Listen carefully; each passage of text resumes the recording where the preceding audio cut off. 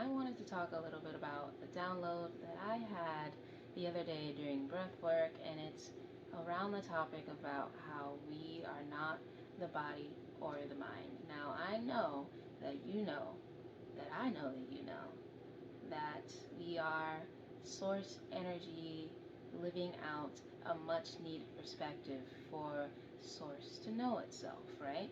But I really want to break that down a little more.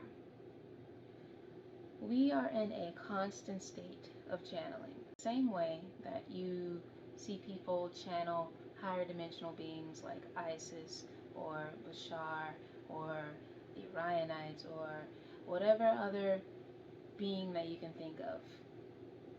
We channel our own individual personality. This is why when babies come out of the womb, before they are programmed in any way by their environment, by trauma or anything like that, they already have a personality. The ability to be a clear channel for our personalities is disrupted by that said programming that we experience growing up. It's kind of like running water, and everybody's running water is slightly tinged to a different color.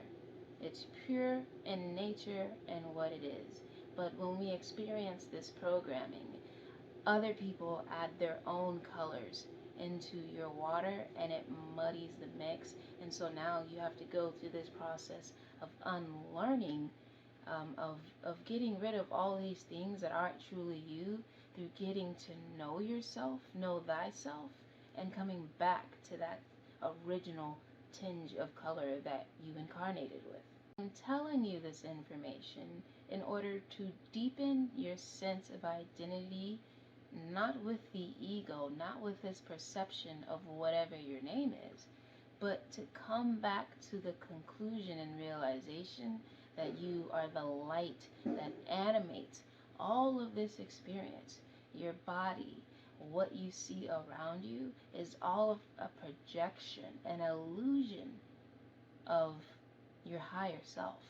Your higher self is creating this experience through the avatar that you're in right now. You are not the body. You are not the mind.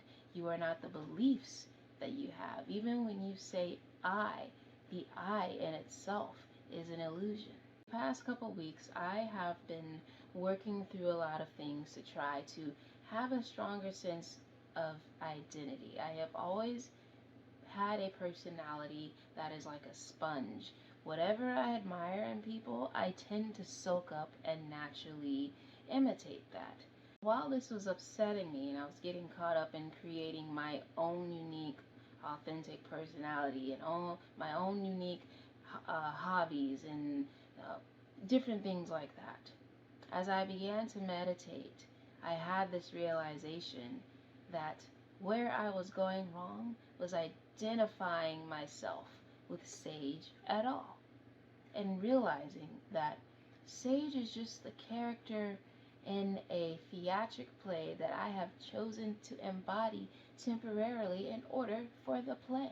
I'm not saying to just throw all caution to the wind and immediately disassociate yourself from the body and your name and all these other things, because this is how you enter into spiritual psychosis if you don't find that natural balance and stay grounded. But from the standpoint of building a strong foundation for your spiritual journey, the sooner you can learn to step more into your divinity, into your higher self, and identifying with the light that you are, instead of building a foundation based on the material and the illusion, the easier it's going to be for you. The better of a time you're going to have. Because you're here to have fun. You're here to play. And I know it's easier said than done. Trust me, I know. I still have to remind myself on an everyday basis not to get all consumed. But you'll hear it time and time again across all different types of traditions, all different types of occult teachings. Know thyself. Truly affirming around identifying with my light and my divinity has also given me permission to not entertain thoughts. I used to have a lot of thoughts about, I'm not going to say used to.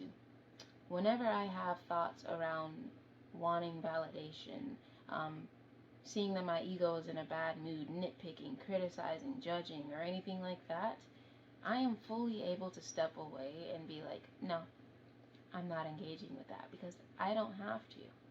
They're just thoughts that are running through my mind. In our effort to self-soothe and correct the thoughts, we inadvertently get entangled upon them, and we are no longer just the observer anymore, but we are now an interactor.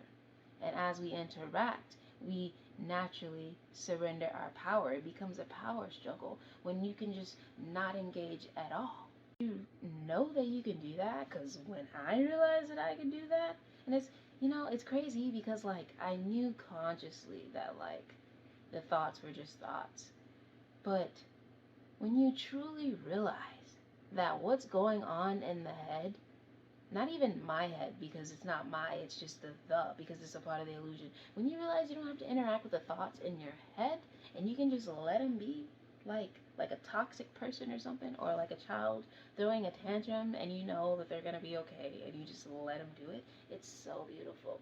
It's so nice. I know many of you are in the middle of coming to this conclusion of doing the work to get past all the icky and gunk that has been piled upon you.